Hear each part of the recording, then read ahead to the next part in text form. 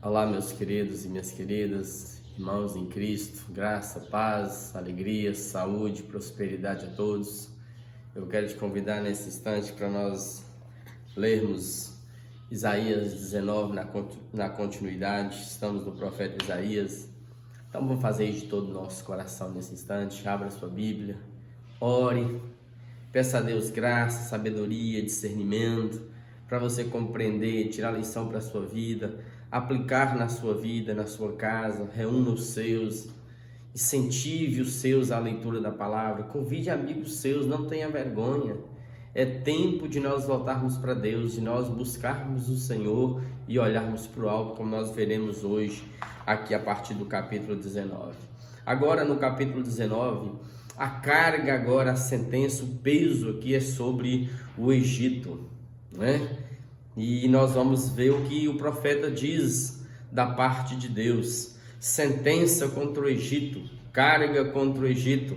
Eis que o Senhor, cavalgando uma nuvem ligeira, vem ao Egito. Ele usa uma linguagem idiomática de Deus, montado em uma nuvem, cavalgando, cheio de poder, cheio de força, né? Na ligeireza, na rapidez. E diz o texto ainda no verso 1: os ídolos do Egito estremecerão diante dele, e o coração dos egípcios se derreterá dentro deles. Ou seja, o medo assim vai afrouxar os braços e vai derreter o coração de medo nesse instante. Nem os ídolos que eles buscam, que eles confiam, conseguirão ajudá-los, vão tremer no lugar onde estão, vão cair.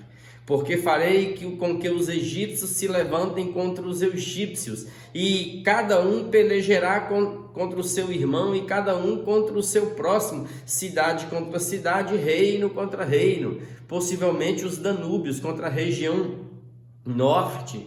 Então nós percebemos que é uma guerra civil, de levante, de grupos dentro do próprio Egito, divididos, rachados, como se encontra em todas as nações do mundo hoje, e especificamente nós aqui no Brasil, o mundo extremado em mortes, guerras à beira de uma guerra civil, uns contra os outros. E Deus está dizendo: olha, se vocês não olharem para o alto, se vocês não se unirem, vai dar confusão no meio de vocês, né? Vai ser guerra, um matando o outro. O espírito dos egípcios se esvaecerá dentro deles. Então, o ser de cada morador egípcio vai se esvaecer, vai se escurecer, vai diminuir, vai apagar. Vai acabar a força dentro deles. E anularei o seu conselho. Não vai ter conselhos para buscar. Não tem ninguém inteligente que possa aconselhar e buscar. Não tem mais conselhos, né? Eles consultarão os seus ídolos, observe, eles consultarão os seus ídolos e encantadores. Olha a questão que Deus proibiu no passado, daí Deuteronômio 18, né? Isso é uma abominação, buscar encantadores, adivinhos, magias, necromantes, aí ó, tá vendo? Encantadores e necromantes e feiticeiros. Vai ser em vão buscar essas coisas, vocês vão buscar e não vai achar, né? Os feiticeiros aqui eram espíritos familiares, da ideia daquela carga cultural, religiosa que cada um herda e vai passando de pai para filho, e eles vão consultar esses espíritos familiares, esses seres familiares que a gente pensa que está abençoando essas famílias e não está trazendo maldições dentro das nossas casas, passando de pai para filho, e alguém tem que chegar e romper com isso e quebrar isso em nome de Jesus. Diz o texto, ó: entregarei os egípcios nas mãos de um senhor duro, e um rei feroz os dominará, diz o Senhor dos exércitos. O Senhor dos exércitos possivelmente é um dominador, um tirano que viria sobre eles, e os controlaria como uma besta e os esmagaria, diz o texto. Entregarei os egípcios na mão de um senhor duro. Todas as vezes que você tem um homem duro, maldoso no trono de uma nação, você vai ver a bagaceira nos bastidores, lá nos porões da nação, nas periferias da nação, você vai ver a bagaceira. Verso 5: secarão as águas do Nilo, e o rio se tornará seco e árido. Então, são as expressões aqui, é que a seca vai chegar na terra. O rio Nilo, que é caudaloso, né? Um rio grande, de imensas águas, aí, ó, vai secar. vai ficar árido, os canais exalarão mau cheiro, mortes de animais, e os braços do Nilo diminuirão, onde eles plantavam as margens do Nilo, e se esgotarão, as canas e os juncos se murcharão. Então não vai ter vida ali, até o que eles tiravam para fazer papiro não vai ter. A relva que está junto ao Nilo, tá vendo? Junto às suas ribanceiras, e tudo que foi semeado junto deles se secarão, serão levados pelo vento e não subsistirão. Então é um tempo de seca, e essa seca aponta para uma crise dentro da nação, e os traz a uma seca que vem permitido da parte de Deus, para que eles olhem para o alto e busquem a Deus, porque em todo julgamento é uma oportunidade de mudança. Crises, raiz da palavra julgamento, quer dizer, é também uma oportunidade de cura, de restauração, e talvez seja isso que Deus está fazendo com você. O tumulto na sua vida nesse instante é uma oportunidade de cura para a sua vida, de um levante para a presença de Deus. Verso 8, os pescadores gemerão, suspirarão todos os que lançam anzol ao rio, e os que estendem rede sobre as águas desfalecerão. Vai faltar o peixe, vai faltar o alimento básico deles. É tempo de crise, é tempo de juízo, é tempo de julgamento, é tempo de recolhimento para a presença de Deus. Diz o verso 9: consternar-se-ão os que trabalham em linho fino, né? Na parte mais alta, é como se fossem dois grupos sociais, né? A parte mais alta, e os que tecem, os fiadores de tecidos, né? Que tecem pano e algodão, é a parte mais baixa, uma outra classe social. Os seus grandes serão esmagados, e todos os jornaleiros, né, andarão de alma entristecida. Os jornaleiros são os trabalhadores diários. Andarão de alma entristecida, porque vai amanhecer, entardecer, e não vão conseguir meio de trabalhar para colocar o pão dentro de casa. Aí vem aquela angústia na terra, fome na terra. E eu te peço, é tempo de voltar para Deus. Vamos aproveitar essa profecia hoje e vamos aprender a unir e buscar a Deus de fato. Não é buscar a Deus em torno de uma ideologia política minha, que eu já vou orar, oh Deus, eu quero que seja assim. Não, por favor, não faça isso. Isso é pecado, isso é falta de fé em Deus.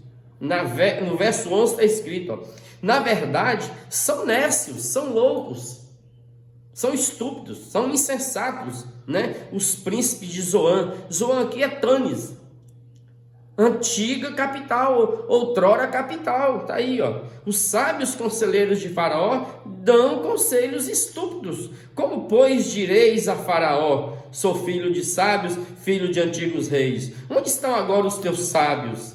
Anunciem-te agora, ou informem-te do que o Senhor dos Exércitos determinou contra o Egito. Se eles são sábios mesmo, que informe para vocês onde é que eles estão, os seus filhos sábios. Porque nós estamos colocando crianças nos tronos, meninos briguentos nos tronos das nações, rusguentos, pirracentos, mentirosos, falsos, e queremos que a terra melhore. Não melhora. Não tem mais sabedoria na nação. Os conselheiros deles se foram, ficaram loucos, né? Verso 13: loucos se tornaram os príncipes de Zoan. Zoan aqui é o que nós chamamos de North. Tanis aqui, é North, Mênfis, né? De Zoan, que é Tanis. Enganados estão os príncipes de Mênfis, que é North, que outrora também era uma capital, era uma grande cidade do Egito, de uma grande região do Egito. Então esses nobres fazem errar o Egito os que são a pedra de esquina das suas tribos.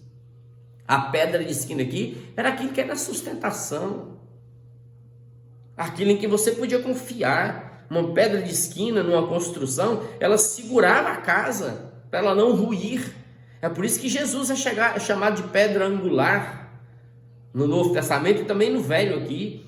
Então esses homens que se diziam as pedras de esquina vão fazer errar o Egito, estão levando o Egito para o buraco, para o caos social, político, religioso, levando o povo a buscar os seus deuses que não servem para nada em tempos de crise. Cadê eles? Cadê esses deuses aqui agora? O Senhor derramou no coração deles um espírito estonteante, tá vendo? de pânico, de medo. Eles fizeram estontear o Egito em toda a sua obra, como o bêbado quando cambaleia no seu vômito. É assim que eles fizeram com o Egito. A nação está caída, está vomitando e parece que está tudo bem. Ninguém se enxerga. Não aproveitará ao Egito obra alguma que possa ser feito pela cabeça ou cauda, pela palma ou pelo junco. Não aproveita nada, seja a parte como um todo, a pessoa todo o ser, seja a cabeça ou a cauda, a parte mais nobre, os ricos, seja pela palma ou pelo junco, a parte mais pobre. Não, o Egito está todo destroçado. Não vai aproveitar obra alguma ao Egito.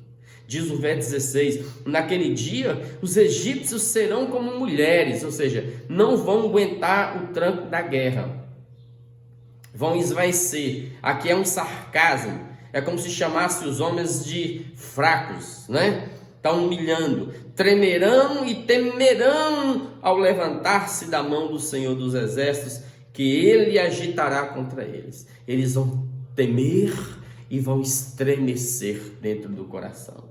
Agora, verso 17, a terra de Judá será espanto para o Egito, porque a terra de Judá fica como que no inconsciente deles, porque eles sabem que de Judá procede em Deus, procede a salvação, é dos judeus que vem a salvação, e é esse Deus que eles não estão buscando.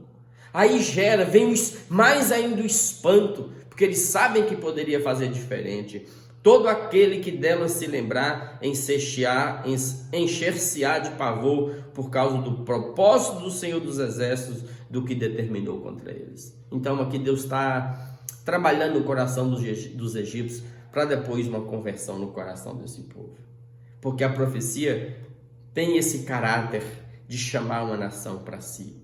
Naquele dia haverá 5 cidades na terra do Egito que falarão a língua de Canaã, lá na Palestina, dos judeus de onde estavam, e farão juramento ao Senhor dos Exércitos. Uma delas se chamará Cidade do Sol.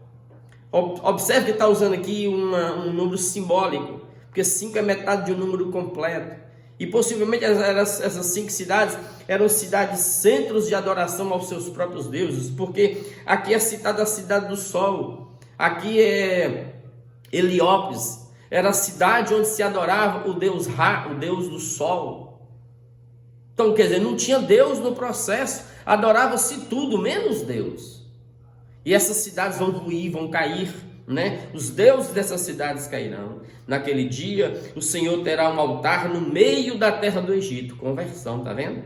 E uma coluna se erigirá ao Senhor na sua fronteira. Possivelmente mercenários judeus vieram de lá e construíram essas cidades ali. Servirá de sinal e de testemunho ao Senhor dos Exércitos na terra do Egito. Ao Senhor clamarão por causa dos opressores, e ele lhe enviará um salvador e defensor que os há de livrar. Então, naquele dia, refere-se a um tempo distante, um tempo futuro distante, ou próximo, ou remoto, não importa. O importante é que para mim, para você, onde nós estivermos, onde você estiver, é tempo de buscar o Senhor. Porque esse templo está erguido, não é um templo humano. É Jesus que é o templo e foi erguido na cruz para que nós possamos olhar para ele. Diz o verso 21, o Senhor te dará a conhecer ao Egito, e os egípcios conhecerão ao Senhor naquele dia. Sim, eles o adorarão com sacrifícios e ofertas de manjares, e farão votos ao Senhor e os cumprirão. Eles se converteram, foi algo da parte de Deus essa conversão. Ferirá o Senhor os egípcios, ferirá, mas os curará. Converter-se-ão ao Senhor, e ele lhes atenderá as orações e os curará. Eu faço a ferida e eu curo. O seu mal hoje não é mal, é bem. Porque o mal que acontece com você hoje, como aconteceu com eles, vai te levar ao bem de conhecer a salvação de Deus em Cristo Jesus. Naquele dia, novamente, um tempo futuro, né? Haverá estrada do Egito até a Síria, vai ter rota, né? E Israel estava entre os dois. A nação de Israel, a nação de Judá estava entre os dois. Era ponto de encontro, ponto de parada. Os assírios irão ao Egito e os egípcios à Assíria, e os egípcios adorarão com os assírios juntos ali em Judá. Naquele dia, Israel será o terceiro com os egípcios e os assírios. Uma bênção no meio da terra. Ou seja, amados, Essa profecia é para os dias de hoje. Por que eu sei que é para os dias de hoje essa profecia? Porque Deus desde sempre não é Deus de judeu. Jesus é sacerdote para além da ordem de Melquisedeque. Nos moldes de Melquisedeque. É para além da genealogia judaica. É para além de uma geografia física. Jesus é para todos os povos.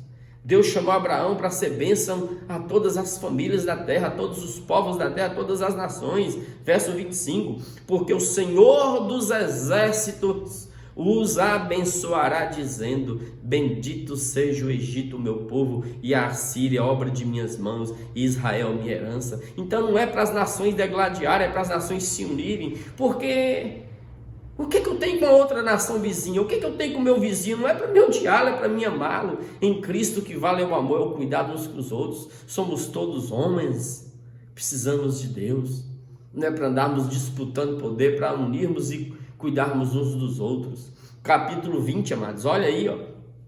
Agora a sentença, agora, para vocês terem uma ideia aí, olha, no ano em que Tartã, enviado por Sargão II, rei da Síria, veio a Asdod e a guerreou e a tomou. Isso aqui é uma profecia contra o cativeiro dos egípcios e dos etíopes. Asdod aqui, amados, é uma dos cinco regiões estados da Filístia da Palestina. Asdod, Ecrom, Ascalon, Gat, eram 5 grandes cidades-estados ali. E Asdod era uma do rei Azuri, tá certo? E isso aqui acontece 2 vezes essa destruição. Do ano 722 até o 705, aí aqui vai entre o ano 722 e 705 que reinou Sargão II, rei da Síria. No ano 713 até 711 é que ocorre essa destruição. Aí, ó. Nesse mesmo tempo, verso 2, falou o Senhor por intermédio de Isaías, filho de Amós, dizendo: vai, solta de teus lombos o pano de cima, a túnica grosseira de profeta, né? De humilhação, e tira dos pés o calçado. Vai viver como, tá vendo aí?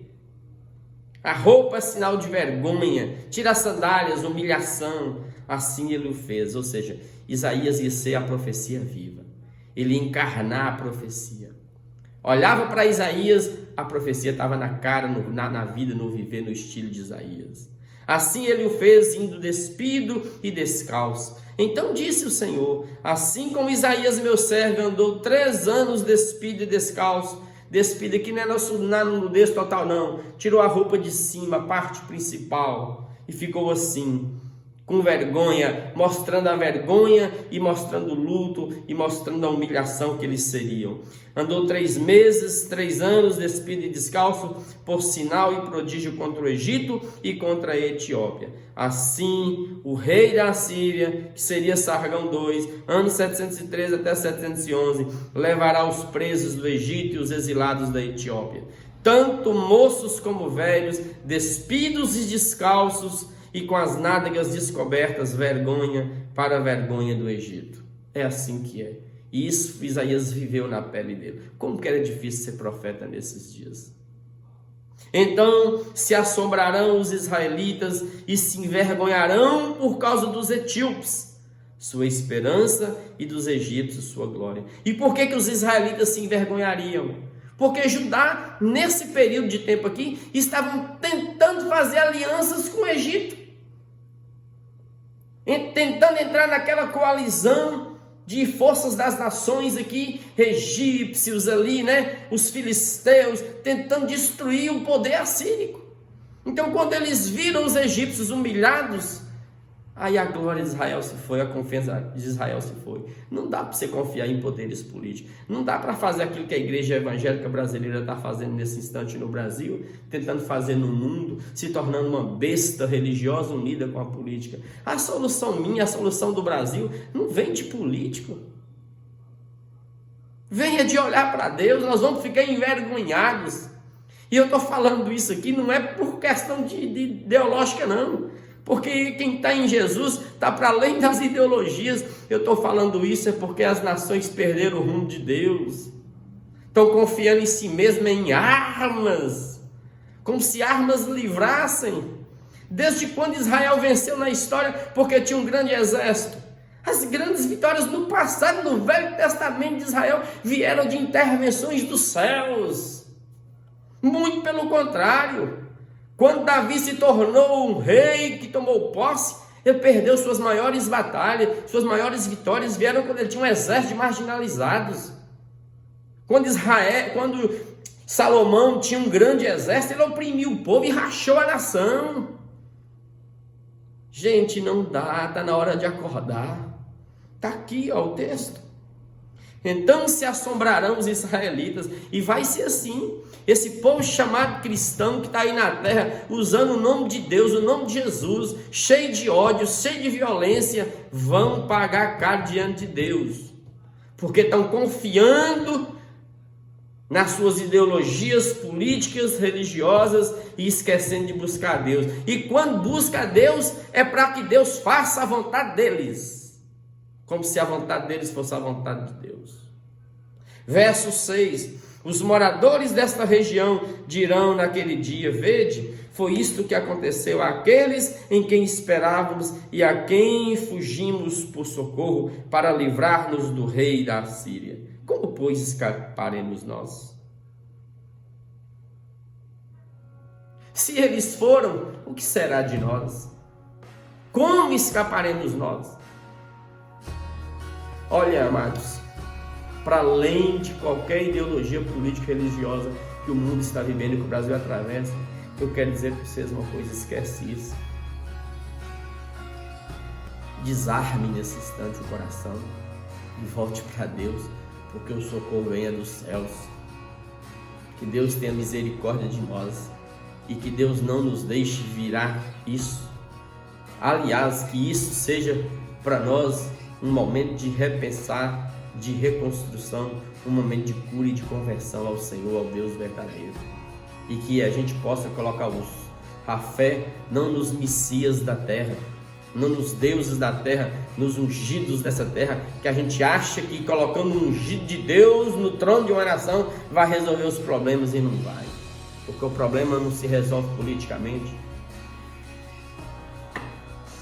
Antes de ser politicamente, tem que voltar para Deus e se converter ao Senhor. Vamos orar. Deus, obrigado por esse encontro de oração.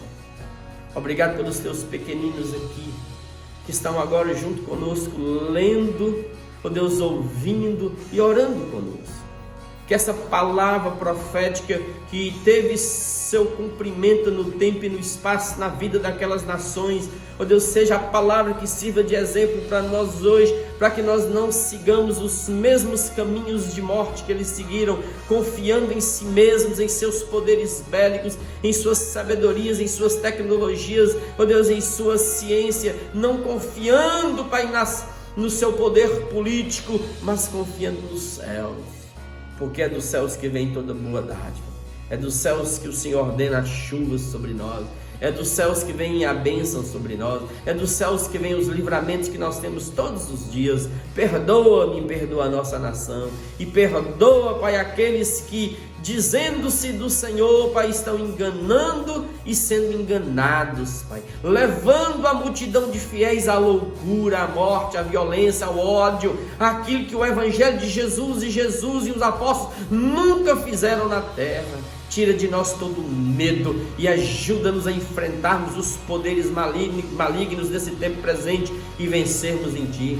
Faz-nos destemidos, faz-nos homens e mulheres de oração, Pai. Faz-nos verdadeiros discípulos e tira de nós, Pai, essas culturas religiosas malignas que vêm, ó Deus, de pai para filho e que nos paralisam e que nesses momentos não servem para nada.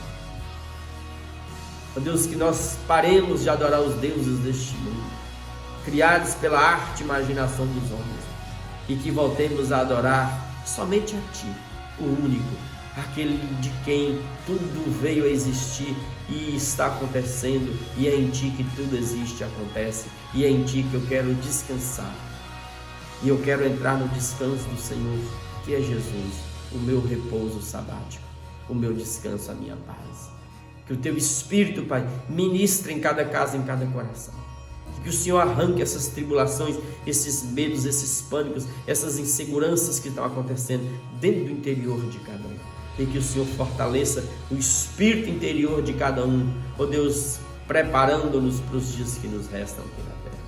Muito obrigado. Abençoe essa casa, abençoe essa vida, abençoe esse coraçãozinho, ó Deus, e que a salvação do Senhor alcance a todos.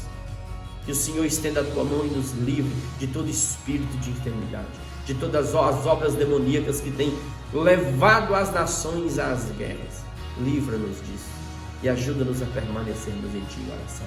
É assim que eu clamo a tua bênção, ó Deus, sobre a minha vida, a minha casa e sobre a vida e a casa dos teus filhos e filhas que estão agora conosco. Em nome de Jesus, para a glória de Jesus. Amém, amém e amém.